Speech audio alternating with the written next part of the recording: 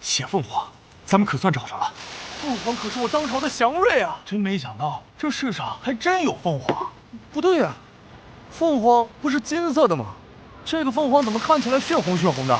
是啊，哎，各位客官，各位客官，奇怪啊！花时已到，牡丹开宴。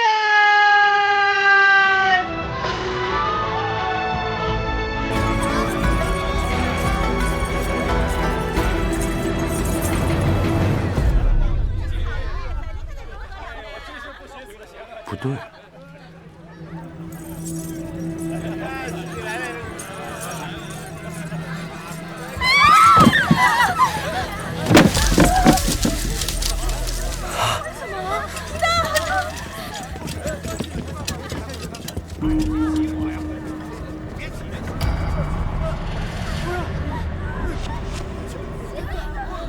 凤凰杀人了！凤凰杀人了！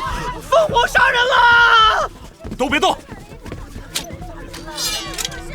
大理寺卿胡大人在此，我看谁敢造次！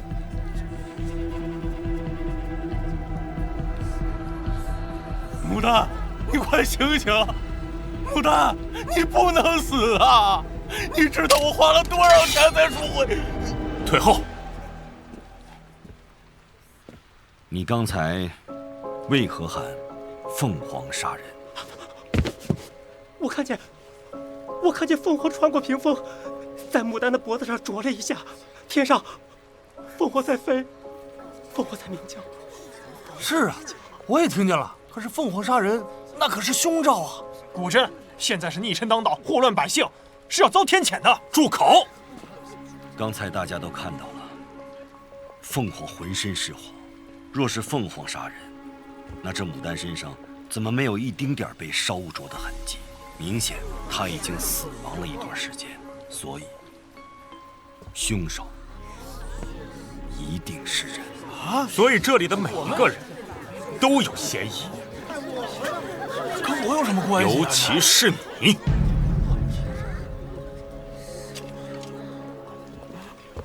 什么意思？你以为我没注意到你的袖剑？你说的是这个？哎呀，行走江湖带一件防身的兵器，不过分吧？我看你是想刺杀胡大人吧？我算是长见识了。你们这些官差，不在官府里好好办案，跑到这里来喝花酒，最可疑的是你们吧？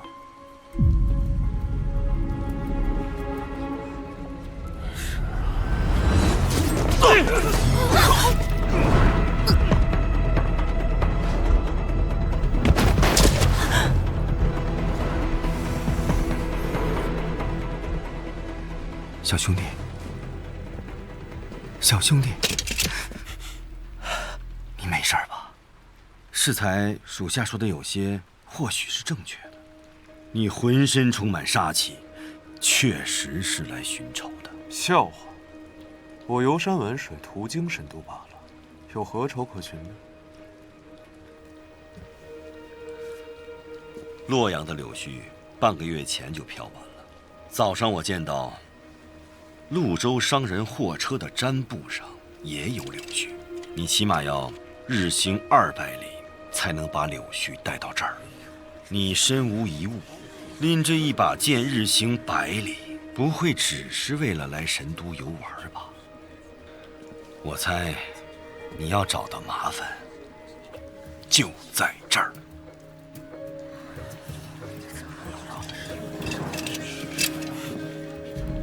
如果我能证明凶手另有其人呢？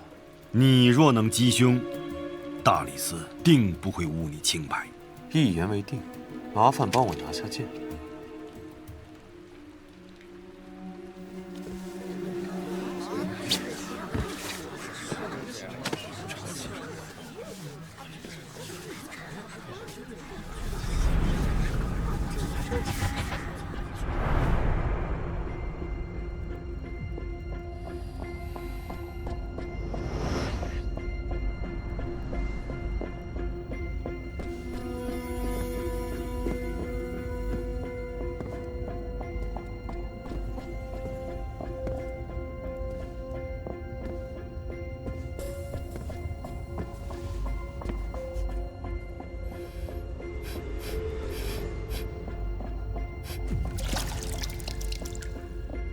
雨水。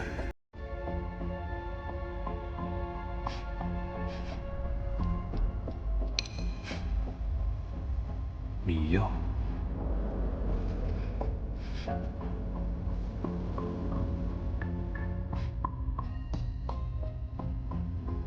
血腥。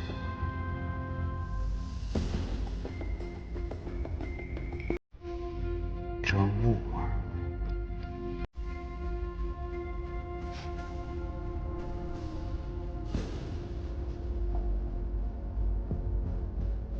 阳神味。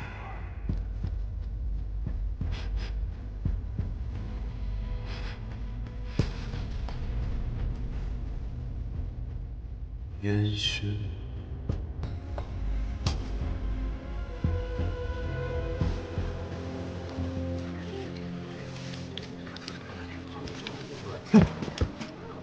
你看什么看？你能破案就破案，别在这故弄玄虚的。小兄弟，有何高见呀？既然他们都到这儿了，那就借机一并除之，以绝后患。死者的嘴里有一些迷药的味道，说明被人下了毒。这你也能闻出来？当然。还有，他的衣服也是潮湿着，里面充斥着烟熏、雨水。或许早在舞女开始表演前，牡丹就已经被杀害，放在了这屏风之后。被杀后放在了屏风后了，怎么会这样？原来是这样，凶手在羊肠里面放满了血，缠绕在牡丹的脖颈处。凤凰看起来啄的是人，其实是羊肠。那按你这么说，凶手还能操控凤凰精准定位，这也太扯了吧！掌柜，牡丹今日出过门吗？没有。牡丹性格孤傲，平日就很少出门。你最后一次见到她是什么时候？大概是1个时辰前吧。应该是半个时辰以前。刚才命案发生时，你被吓破了胆，为何时间记得这么清楚？禀大人，本店一直是靠香篆记录时间，一盘香篆是1个时辰。今日是牡丹姐亲自点的香，现在应该只烧了一半。那如果不是牡丹自己出去的话，就只有一种可能：凶手将其迷晕之后带了出去，残忍杀害之后才送了回来。不可能，酒楼只有1个大门，而且出入的客人我都记得清楚。那说明舞池并非第1案发现场。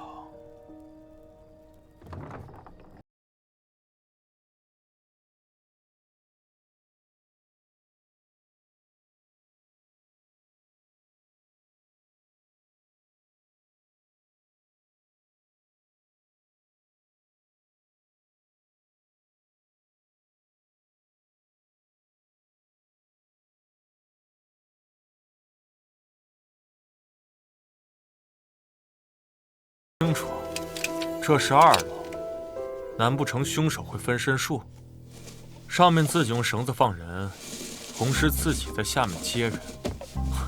你分析的对，所以在这个酒楼里面还有另外一个帮凶。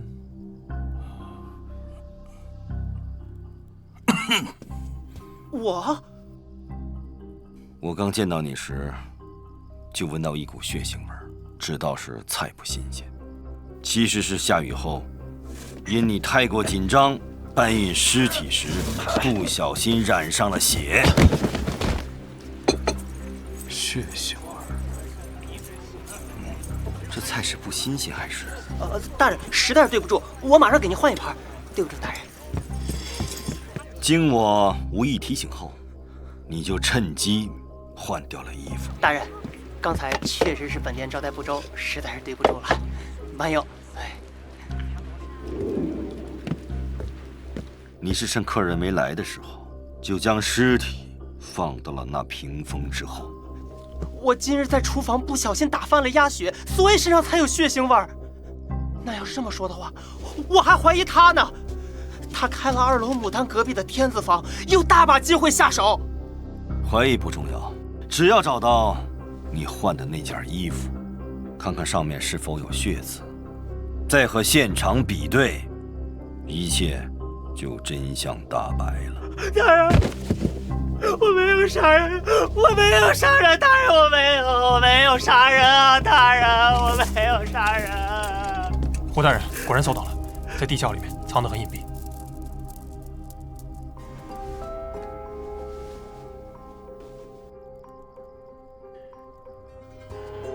证据确凿，你还有什么话说？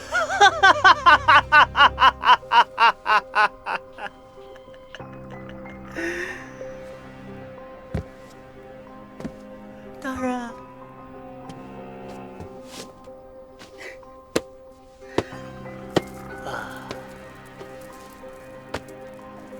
有句话是怎么说来着？哦，对，花开堪折直须折。牡丹这朵花是我折的。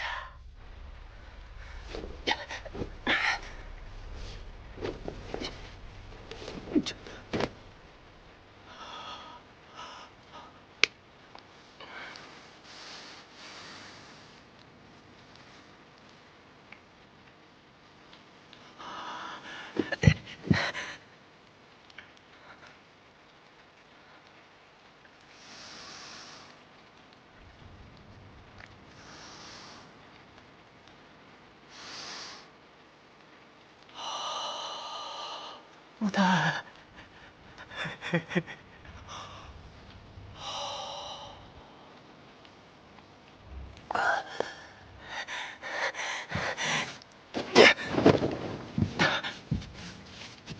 我这辈子够本儿啊，够本儿！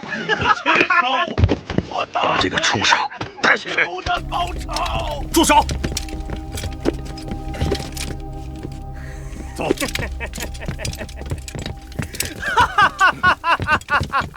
其他人等先退下去吧。是。且慢！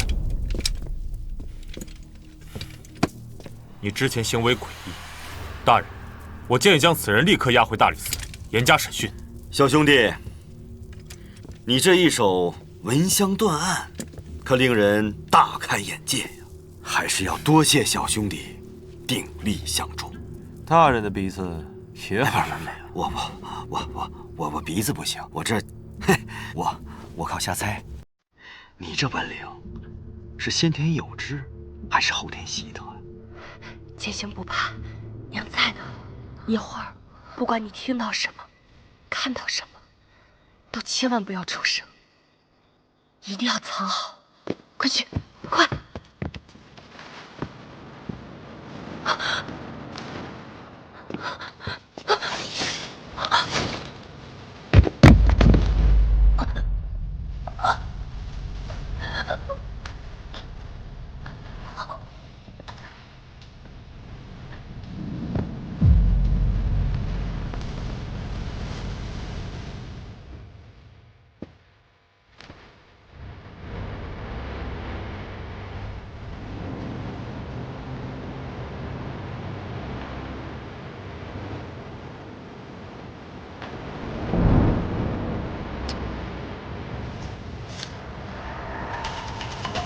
对了，还未正式介绍，在下大理寺卿胡正义，贤弟怎么称呼？姓李，名剑兴，剑兴兄弟，哪里人？灵州。好地方。之前我说过，你是来寻仇的，敢问这个仇人是谁呀？寻的便是大理寺卿胡正义。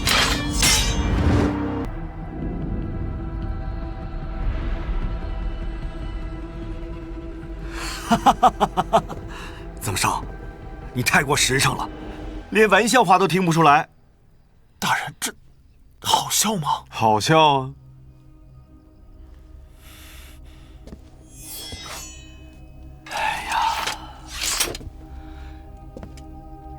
贤弟，你可别小瞧大理寺啊！既然你来了洛阳，大理寺房间多，来暂住几日吧。你就不怕我杀了你？不怕，不怕。哈哈哈。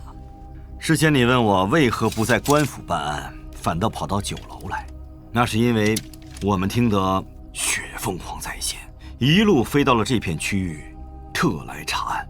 神都屡有百姓惨死于凤凰之口，兄弟有此本领，还望能助我们查清真相，在此谢过。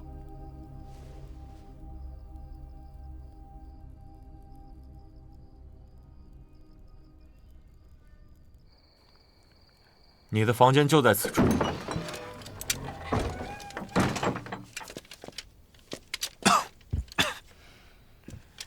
这房子半年没人打扫了吧？让你住你就住。我告诉你啊，你现在有重大嫌疑，没事别乱跑。那既然胡大人都已经说了，让我来此暂住，协助调查凤凰案，你有什么资格在这把我当犯人，跟我吆五喝六的？你，我犯不着跟你斗嘴皮子。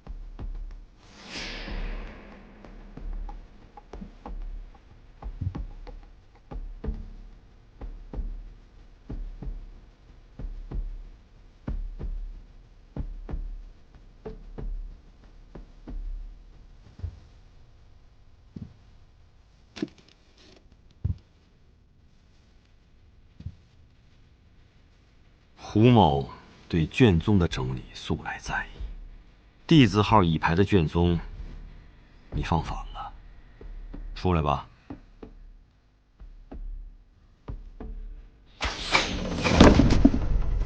有刺客，追！是，追！大人，您没事吧？无妨，走，出去看看。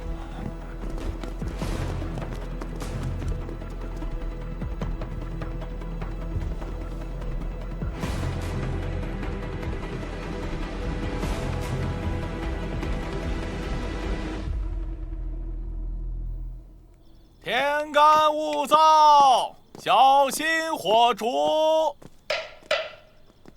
天干物燥，小心火烛。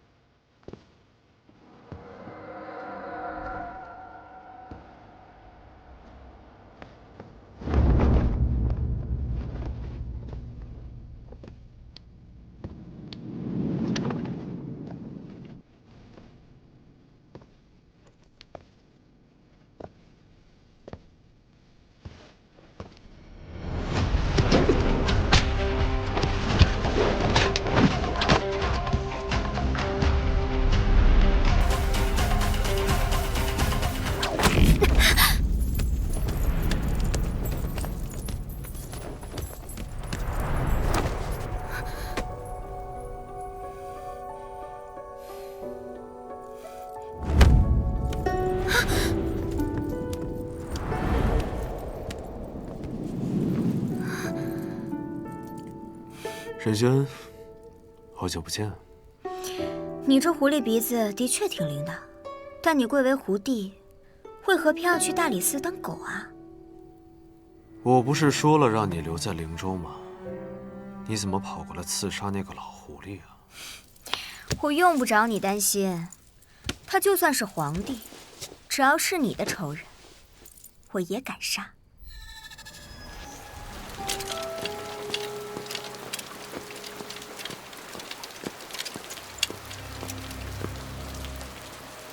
大人，我听说你最近住在福来酒楼，刚入住几日，但尚未找到合适的机会对他下手。以你的身手，不应该呀。自打大人告诉我李家灭门案的真凶就是胡正义，这个名字就如同烙印一样，深深地刻在我心里。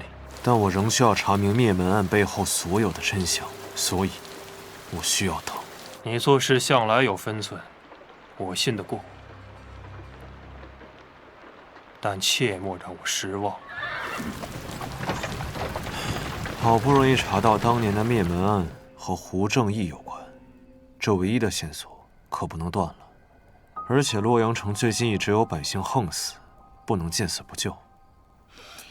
你才跟他认识1天，就被他蛊惑了？现在竟然还帮他查起案来了？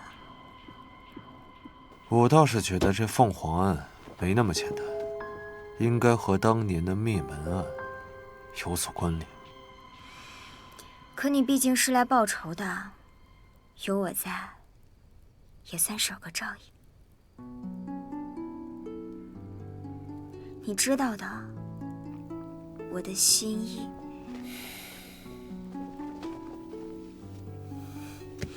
等你大仇得报，我们2个一起归隐山林。到时候你去哪，我就去哪。沈轩，看着我的眼睛说。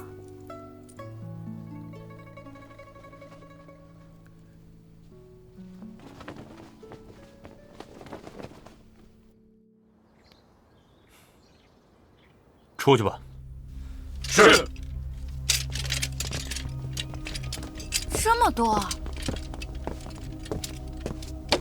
根据现场的侦查情况，基本可以推断，昨晚从戊时到卯时，凤凰出现了5次，几乎每个时辰都在死人。有什么眉目吗？尸体是随意丢弃的，毫无规律可言，而且受害者的死亡时间也无法确认。唯一的相似之处是，这些尸体都是还未出阁的少女。总之，这就交给你了，甜甜。放心吧，曾哥。对了，最近大理寺来了个叫李建兴的，长得人模狗样的，但绝对不是什么好鸟。你记住，无论他跟你说什么，都不要回应。放心，我对胡大人绝对忠诚。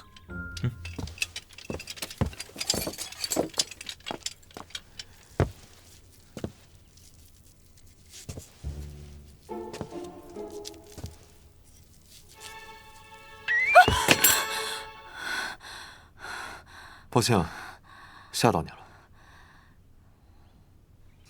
你就是那个人模狗样的李建兴？哦，我不是那个意思。大理寺仵作宋甜甜。在下李建兴，胡大人请来帮忙的。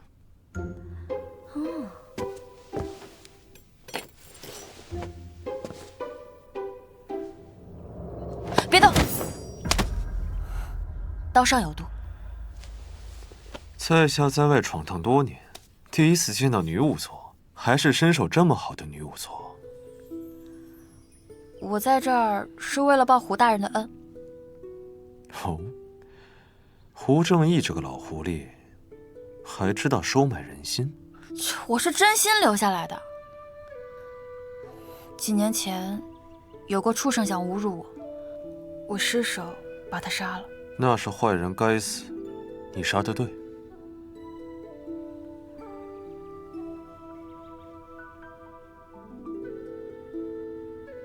怎么了？曾头总是爱疑神疑鬼的，你能这样想，肯定不是坏人啦。所以是胡大人帮你脱了罪？胡大人判了我秋后问斩。什么2个月后，圣人大赦天下，就把我给放了。那你应该感谢圣人呀。你觉得胡大人为什么会判我秋后问斩，而不是斩立决呢？他们都中了好奇怪的毒啊！愿闻其详。死者是因为流血过多而死，但你看，伤口只有鸟啄般大小，这样大小的伤口是不足以流那么多血的，血会提前凝结。但这些尸体上的血都已经流干了，而且我问过现场的捕快，他们说现场也没有那么多血迹。所以你觉得是下了毒才会流这么多血？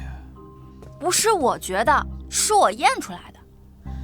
此毒无色无味，加之伤口又被清洗过，所以很难被发现。难怪我没闻出来。所以你知道这是什么毒吗？不过，你看，这些死者身上都有这样的痕迹，这些痕迹说明死者生前是被倒吊着，就像是被放干了血一样，太残忍了，太歹毒了，这肯定不是什么凤凰作案吧？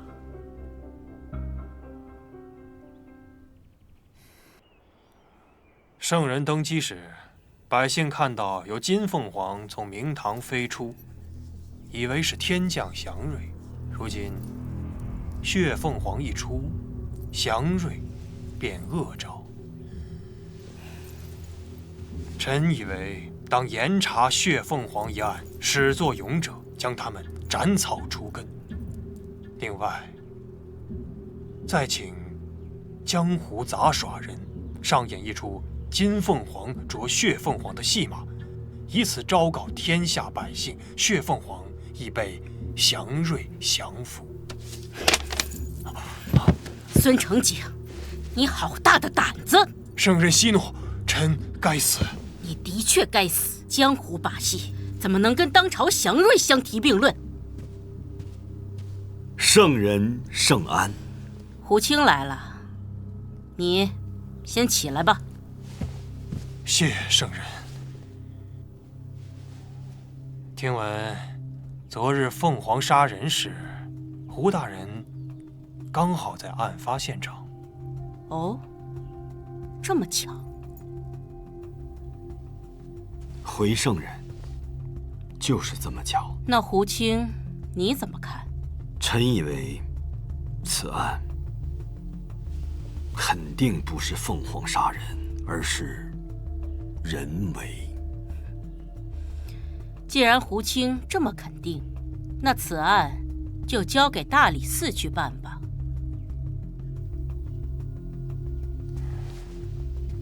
圣人既要速查，可否加个时限？毕竟人言可畏啊。如此甚好，臣10日内定破此案。10日之内，怕是再过1、2日，这谣言便早已传出了神都。身为大理寺卿，还望胡大人能够为国分忧，早日查明真相，以安民心。胡正义，臣在。朕命你3日内破案，肃正台协办。谨遵圣人圣谕。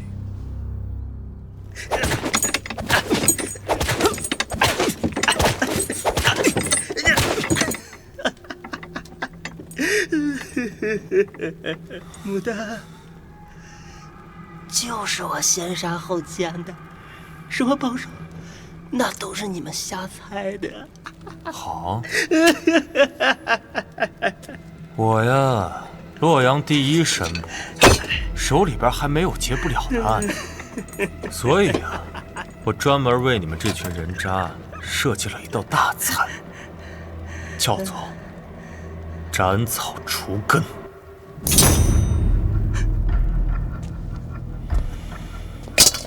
这一刀干脆利落，即便你堕入地府做了一只鬼，也绝对做不了色鬼了。不仅如此，我会把你那活儿塞到你的嘴里，让你面见阎王时连话说不利索。尝尝。我说，大人，背后指使我。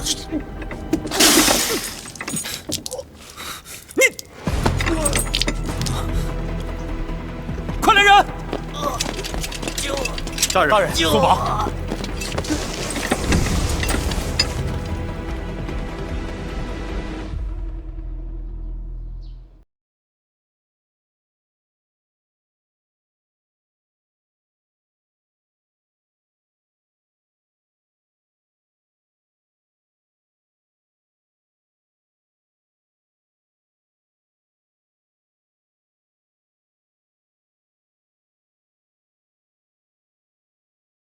死后，我们羁押了给他递水的狱卒，同时，也调查了一直给大理寺送水的老李头。这个老李头死了吧？是，属下失职。唐官的人际关系查了吗？这唐官3年前老家饥荒，逃到了神都，被店家收留。不过他有一个不太好的癖好，就是爱赌钱。据赌坊老板所说，他之前赌得很小，但最近出手很大方。看来他是被雇来的帮凶啊！查查他的钱是哪儿来的。是。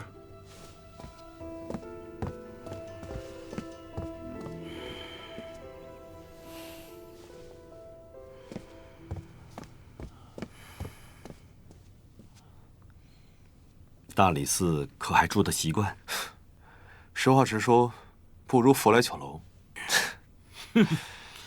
虽然我们这儿没有花团锦簇，但你想住多久就住多久，不花钱。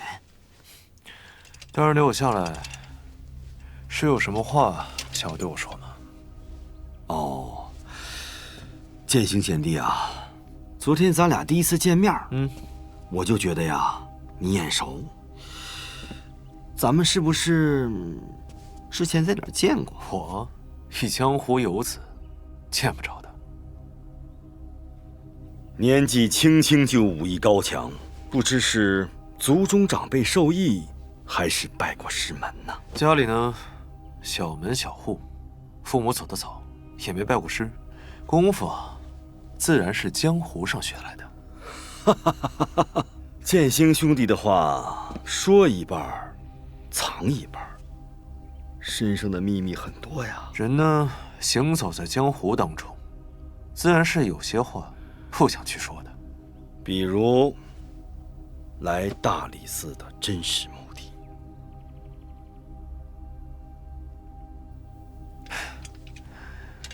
大人说笑了，不是你邀请我来的吗？啊，对，忘了。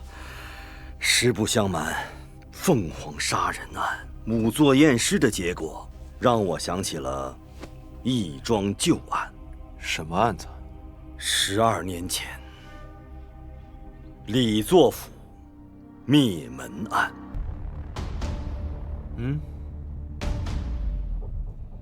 12年前，大将军李作被指控谋反，正待盛采，岂料家中便闯入了刺客，全家走漏。此事一出，圣人下令要严查凶手，但是真凶至今仍未被抓住。当年案中遇害者的死状几乎和本案一致。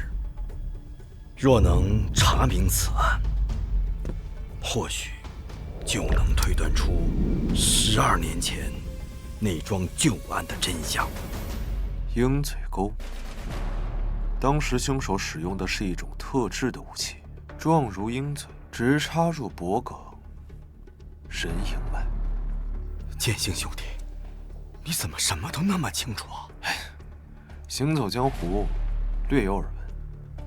不过10多年来悬案未破，大人不觉得惭愧吗？人言可畏啊，大人就不担心旁人说大人不是不会破，而是不想破？剑心兄弟，话既然说到这儿了，咱们就大开天窗说亮话。剑心兄，你愿意助我一臂之力，去调查这桩凤凰案吗？可以啊，但我需要点东西。好说，好说。你需要什么？我需要1头猪。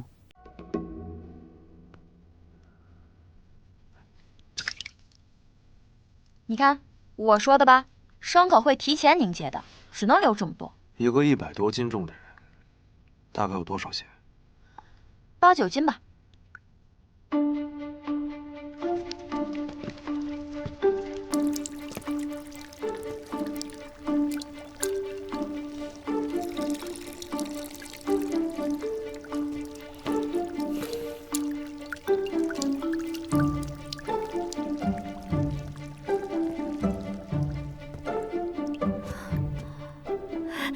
不流了。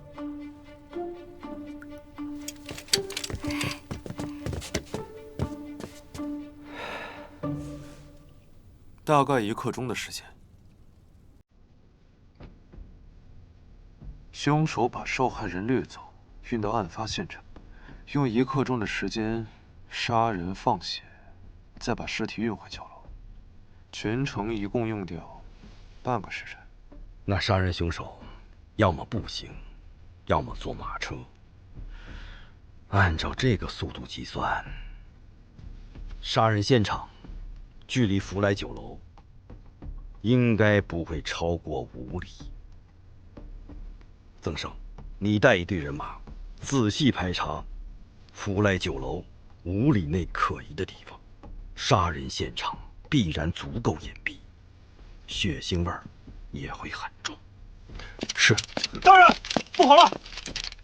胡大人，曾头，不好了，凤凰又杀人了。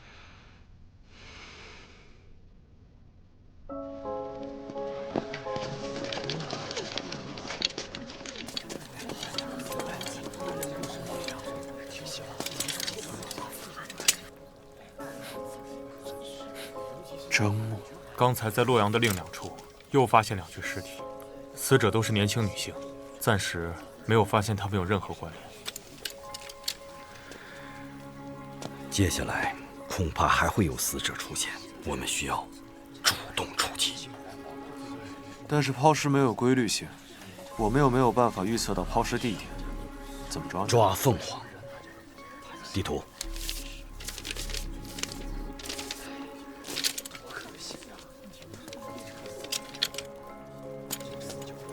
凤凰每次出现后都会飞上1刻钟的时间才消失，抛尸地点也不会太远，所以根据2个最远的案发地，划定凶手活动直径，在这个圈内进行搜寻，把我们的人分散开，形成网络。这样一旦凤凰出现，就会有人马上赶到。今晚之前必须抓到凶手。属下遵命。哎，曾胜，那2具尸体呢？都运回大理寺了。怎么了？不要拉到仵作坊，都给我拉到院子里去。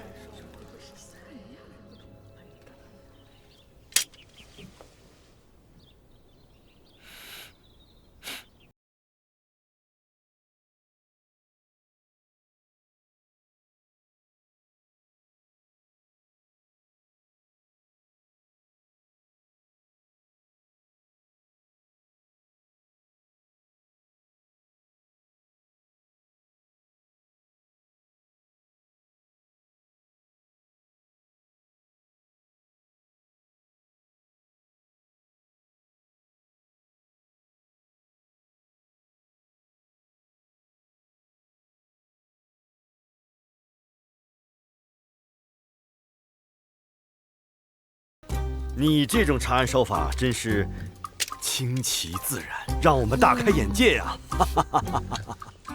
装神弄鬼，我倒不觉得。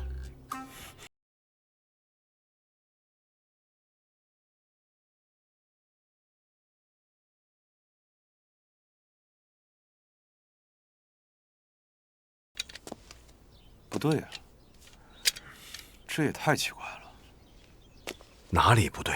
牡丹的房间里有樟木鸟，所以她的身上有樟木味可以理解。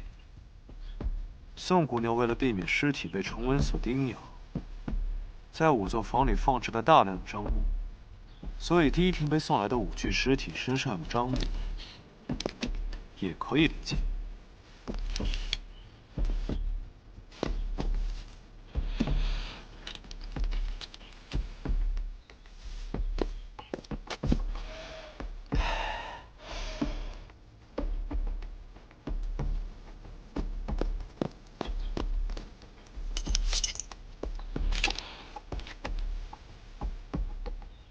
但你发现，剩余的3具尸体都没有被运进仵作房，但是身上都有樟木的味道。所以，除非这3具尸体生前都有用樟木条驱虫的习惯，而且樟木和樟木的味道是有差别的，而死者身上的樟木味都是统一的。我去就来。星星大哥，哎，这小子招呼都不打就走了。大人，他对您不敬，我这就去追。别急，别急，我知道他要去哪里。神都，我比他熟。你也闻闻。我看就没这个必要了吧？不，非常有这个必要。是的，是的，这个味道到底是不是一致的，还是有区别的？从脚开始闻。那我试试。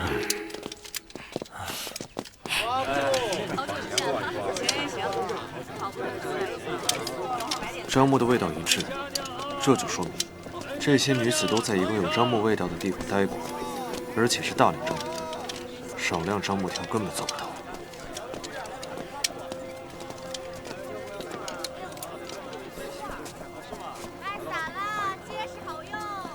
樟木的味道。让一让啊！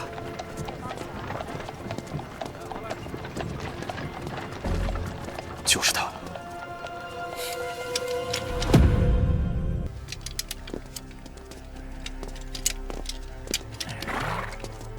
临济仓库。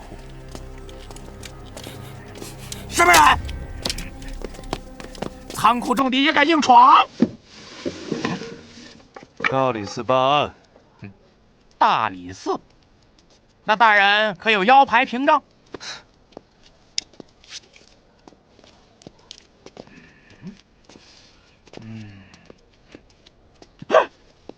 原来你就是洛阳第一神捕曾头。哎呀，小的有眼无珠，曾班头，请。大理寺曾胜前来查案，管事的何在？哎呀，来了，您就是曾胜？是我。你也是曾胜？哎，那你们到底谁才是曾胜？当然是我。你敢偷我腰牌？给你。曾头，来都来了，那既然你不喜欢我冒充你，那下次我冒充胡大人。去仓库。哎，大人请。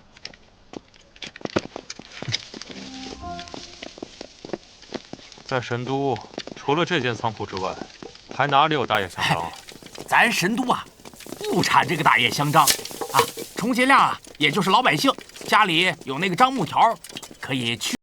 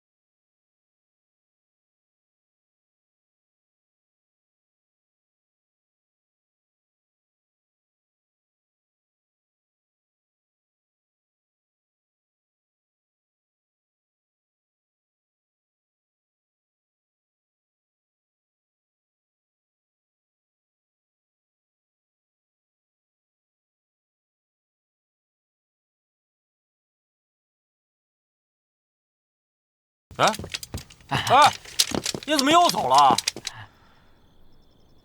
增生，增生。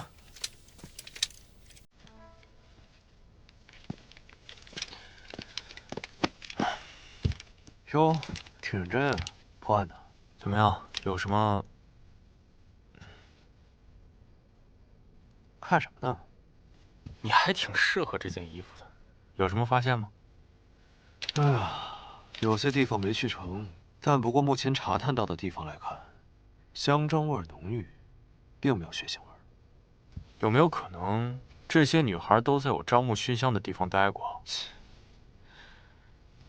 写着点啊，新樟木和旧樟木之间的味道是有细微之差的。闻了大福仙寺和仓库，可以很肯定的一件事，就是新樟木的味道。我姑且相信你的那套气味理论。那第一起酒楼的案子中，牡丹消失了大概半个时辰。我们捡去放血用的1刻钟，还剩下3刻钟。你有把握在3刻钟内抱着人跑这样一个来回吗？酒楼到大福仙寺不行，酒楼到仓库也不行。谅你也不行。那就是在运输途中染上的。那更不可能了。运送尸体的时候，尸体一定是被包裹住的，即便是遇上了，也很难覆盖到衣服上。那要你这么说，这3个地方都有可能成为杀人取血的地点。那凶手是怎么做到在这3个地方用半个时辰完成杀人放血的？倒是奇了怪了，哪儿出问题了？我知道了，你狗鼻子出问题了。谁是狗鼻子？你才是。总之，我会将此事禀告胡大人。我们应该还要去一趟酒楼，毕竟那是第一案发现场。或许我们疏漏了什么线索。还算有点聪明。走吧。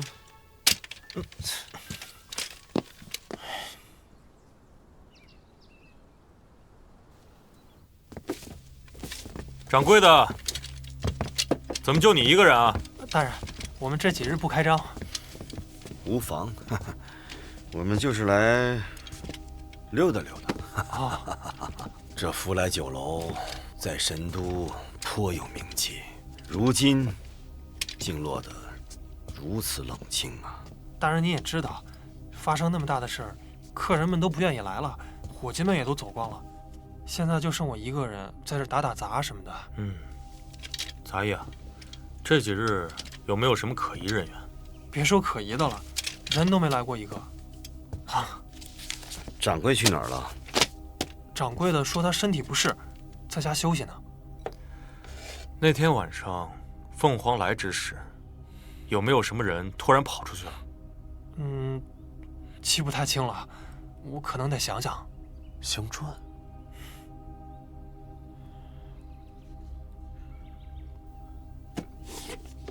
大人，这个是事发前新买的香粉。哎，奇怪，这只用了1次，怎么少了2盒啊？有人偷偷换掉了香砖。那就对了。事发当天，我们每个人都见过牡丹。当时堂官提醒我们，牡丹点燃了一支香砖，于是，在众人的潜意识里面，通过香砖倒推见到牡丹的时间。但殊不知，有人偷偷换掉了已经燃烧掉1半的香砖，如此便在众人的潜意识里面缩短了牡丹失踪的时间。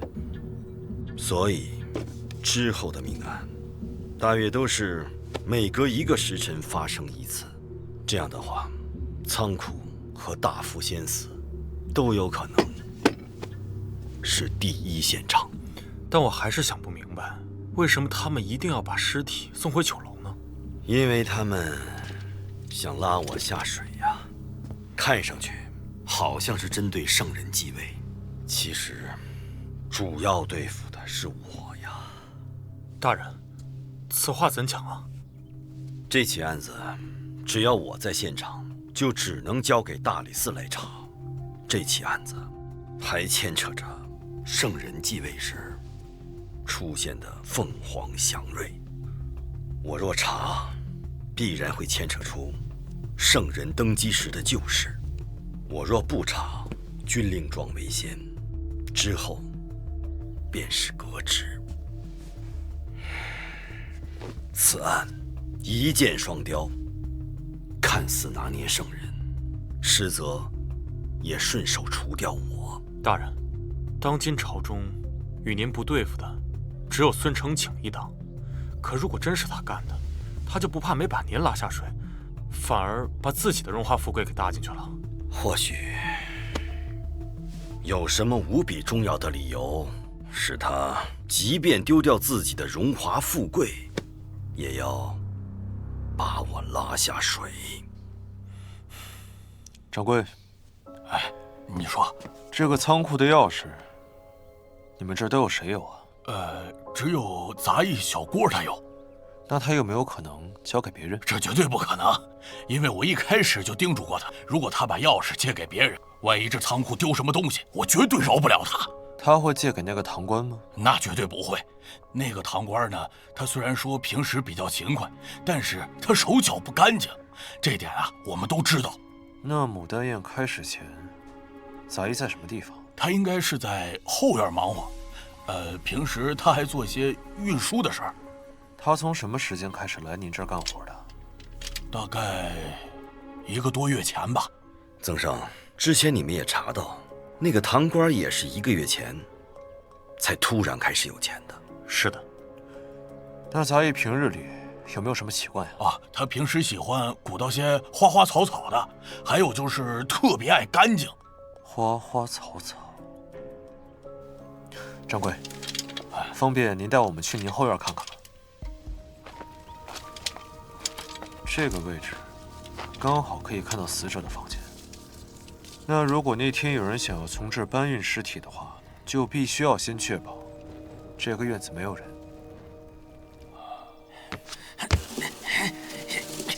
而且忙碌的杂役他不能说出去。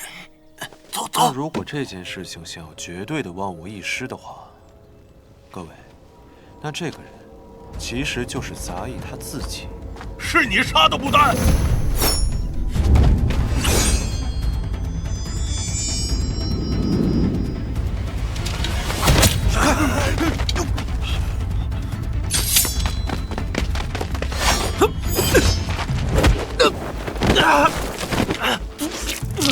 剑心兄弟，你没事吧？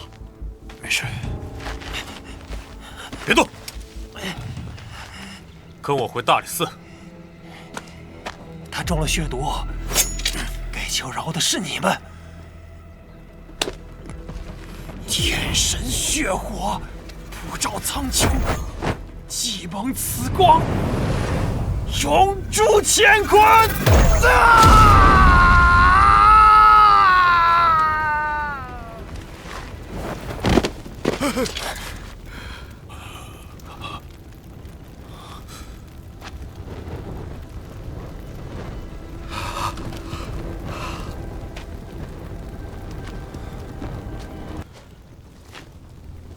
奇怪，这毒也无色无味，我未曾见过。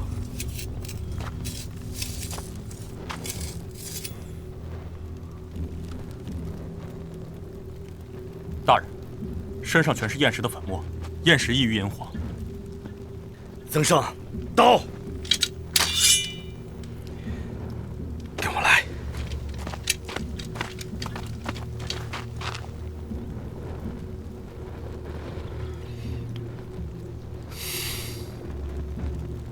曾胜，去找根树枝。给，一会儿别喊出声，弄昏过去，我可不负责扛你。给我拿开！我但凡叫一声，你以后就是我义父了。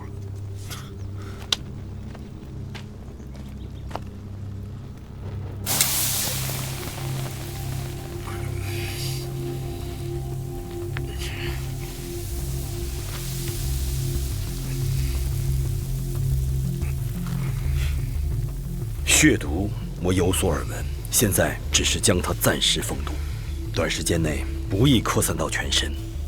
不过，这只是权宜之计，不能根除。无法，定会找到背后之人。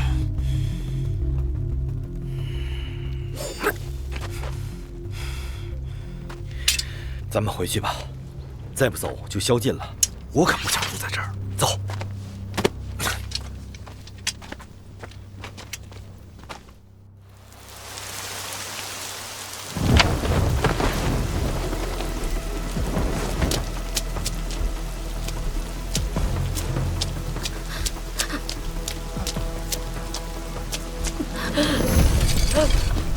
不要！鬼啊！鬼！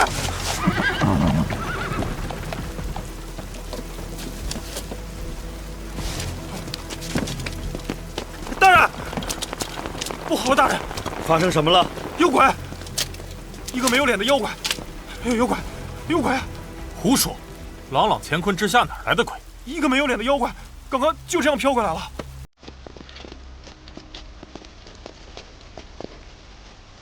这就是你说的没脸的妖怪？奇怪了，刚才确实没脸啊。伤口一致，都是嗜血过多而死。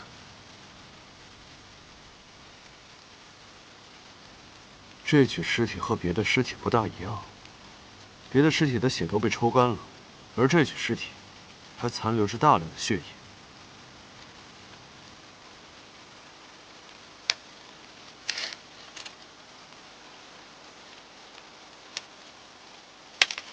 我们离开酒楼不到半个时辰，这样算来，又出现了一个新的凶手。这名死者伤得不轻了，却依然能够使用轻功，可见功夫出神入化。小小年纪竟有如此轻功，江湖上还有这等人物？道行大师的轻功很是了得。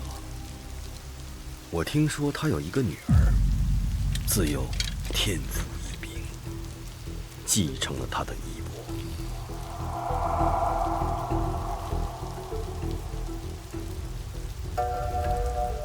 他们露出马脚了。大人，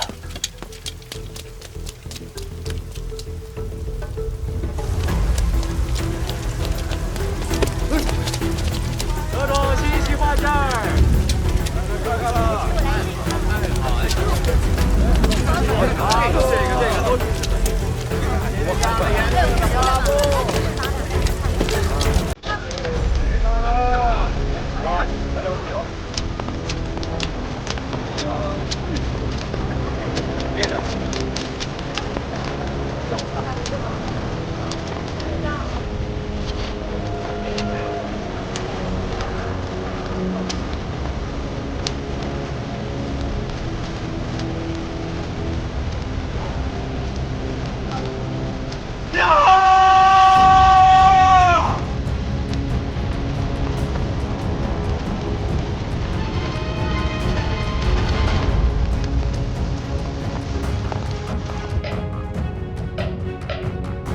天干物燥，小心火烛。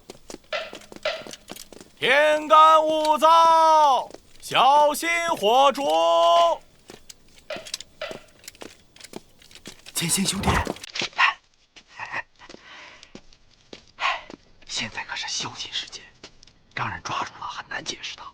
胡大人，我身后这柄纯阳剑，是我挚友道行逆师夫妇的独门宝剑。看来他们已经将剑传授给他们的女儿。今夜我是去还剑。还剑？那你为什么不白天去啊？他们待的地方那可是鬼市，白天进不得。鬼市？鬼市什么样？我们一块去好不好？这鬼市我之前怎么没听说过？你去过吗？哪儿那么多话？爱去不去？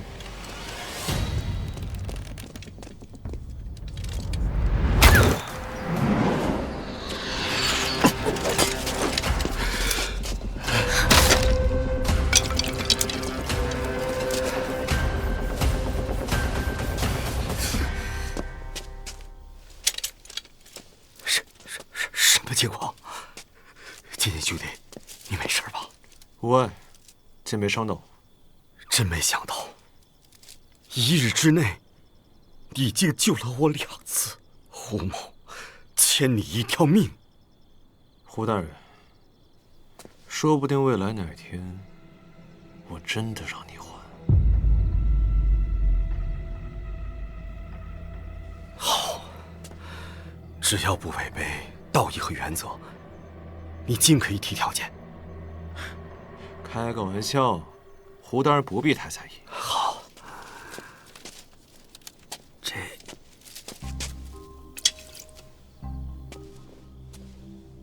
到底是谁要刺杀我呢？这支箭跟之前射入大理寺的那支形制是一样的，这是雀鹰的羽鸡。雀鸟通常都饲养在城北的萧山、军备司的老巢，估计是某些早就看不惯大理寺的贪官污吏，要趁机除掉我。哼，看来大人在朝堂上面也不大会做人。你鼻子灵，你闻闻。哎，我又不是狗，你说让我闻我就闻。剑行贤弟，你都救了我2次命了，咱们是生死兄弟呀！啊，闻闻吧，啊，乖，闻出线索也好有防备啊，对吧？应该是华母。华母。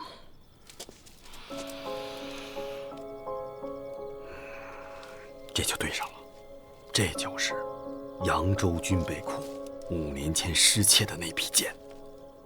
刚才的刺客，或许就是当年的偷剑贼之一。你想多了，仅凭一支断剑说明不了什么。况且这个剑都丢了5年了，也不知道转手多少次了。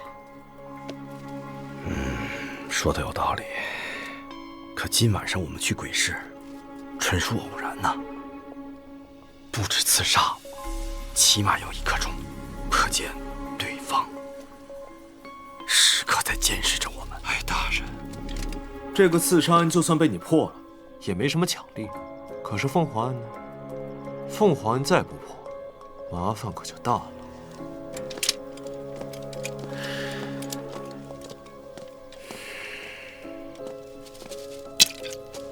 等等我。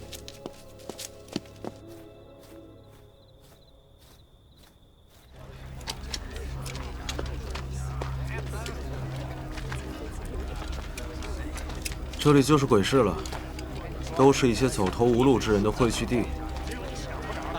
胡大人，这里瘴气横生，随时随地都有可能被迷晕，小心。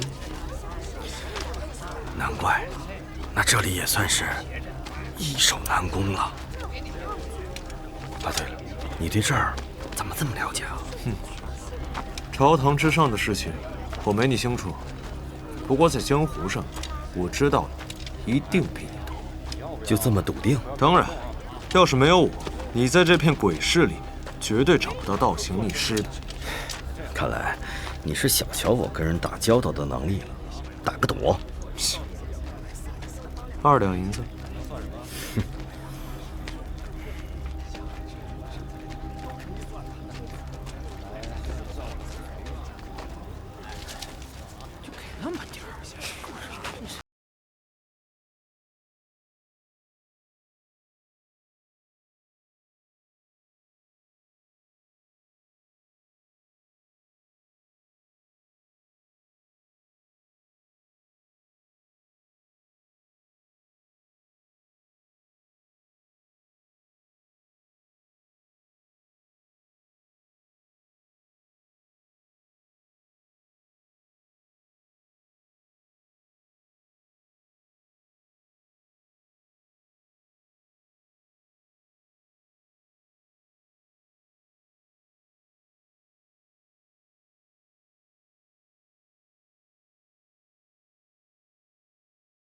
万一是来寻仇的，他岂不是害了人家？看来你是这儿的熟人了。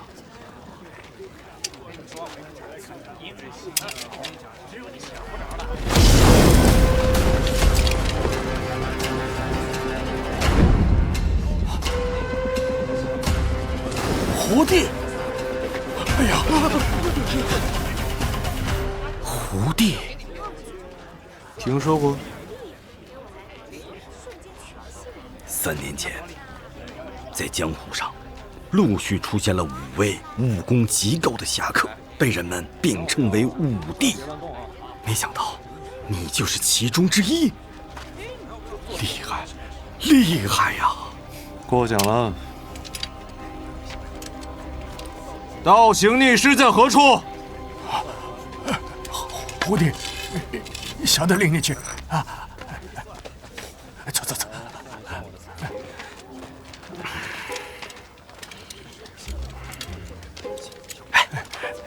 你是因为这个鼻子很灵才叫胡帝的吗？江湖谬赞。不过我的能力不仅仅是鼻子。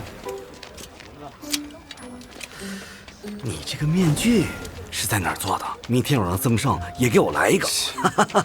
这材质乃是西域玄铁，天下罕有，仿造不了。胡大人，我可要提醒你，不要轻易冒充武帝，小心引来杀身之祸。这个谁？胡帝，你说笑了，我只是单纯的觉得好看而已。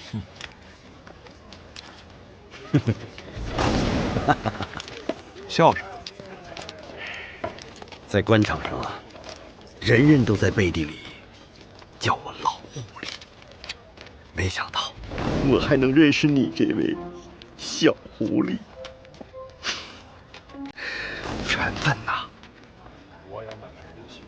知道狐狸怎么叫吗？比武擂台，现在开始！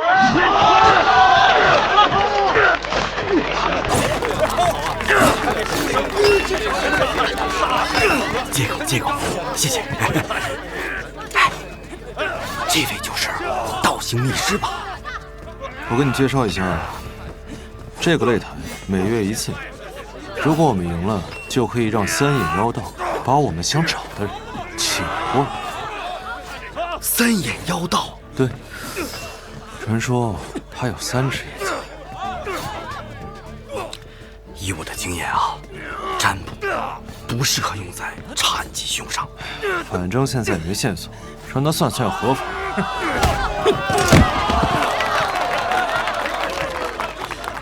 胜负已分，胜者归书生。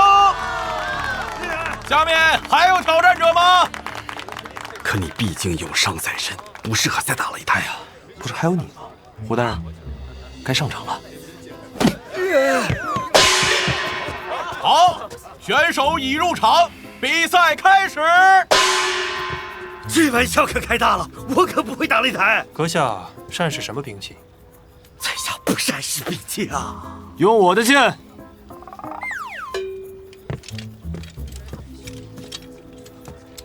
接着，你不是还欠我1条命的吗？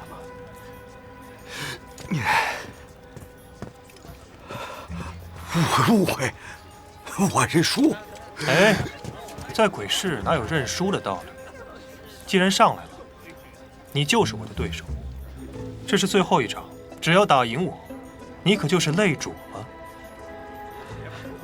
咱们点到为止吧，贤弟。好，那我们就点到为止。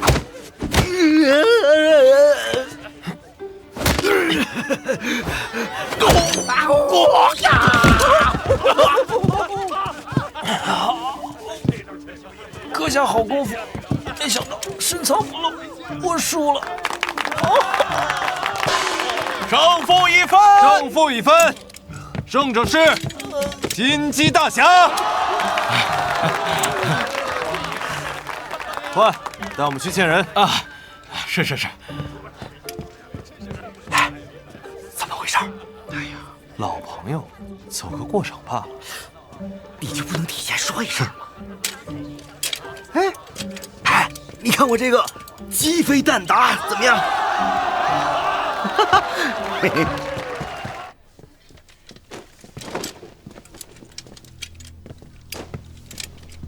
打赢了擂台，还使了诈。哎呀，反正只要合您的规矩不就行了吗？不会不给算吧？徒弟真会说笑，您来问我，我怎么敢不答？还谈什么规矩？你又认识？老朋友了。那你为什么让我打擂台？哎呀，朋友归朋友，但人家的规矩也得遵守吧。既然是你的朋友，这规矩怎么不是你守？这擂台怎么不是你打？你们想问什么？凤凰案背后的真凶到底是谁？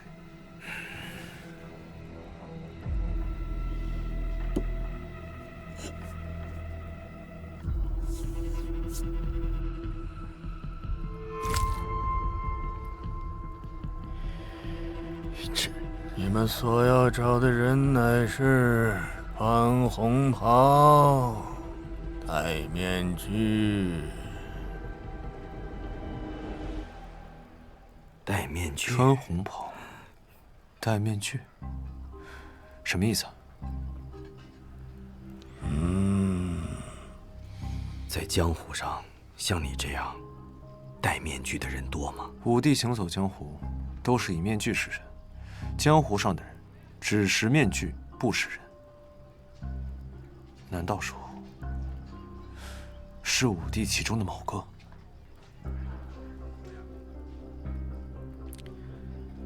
受害者的家属你问了吗？道长，道行逆师两位前辈，您方便？儿女我是，他了杀，谁是敌道？断腕10岁他，把药定因我。天师刚才说是我女儿，到底是谁杀了她？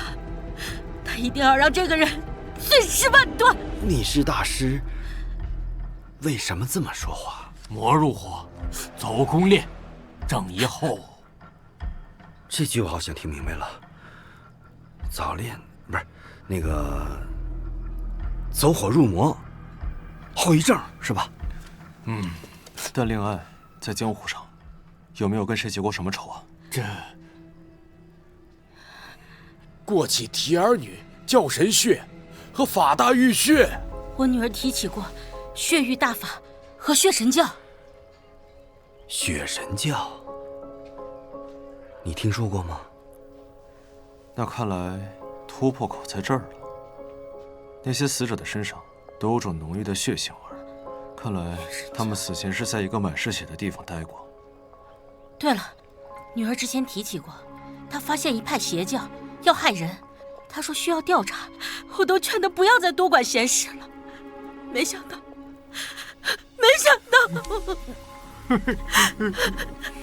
二位，请节哀。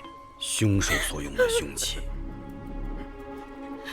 应该也是鹰嘴钩。天神血火，普照苍穹，既蒙此光，永驻乾坤。天神血火，普照苍穹，既蒙此光。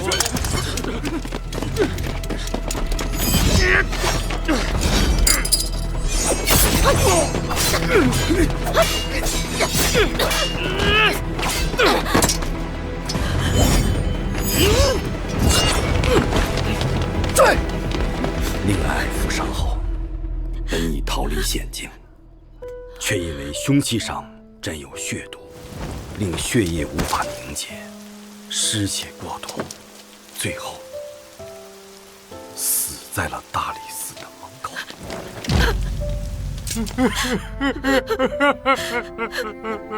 怎么会？斯人已逝，还望二位节哀顺变。这柄纯阳剑是在令爱身边找到的，现在归还给二位。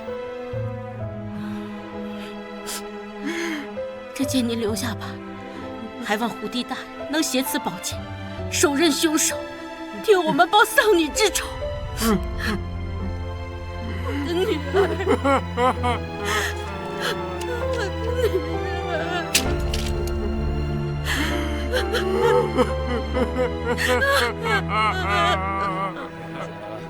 你看看啊，掂量掂量，别的地方找不着这橙色的。看来，正如道行和逆师所说，凶手跟血神教有关。他们需要大量的血液，接下来一定还会有死者出现。和三眼道人说的红袍子也对上。总算是有些眉目了。审讯的米香。哎，胡大人，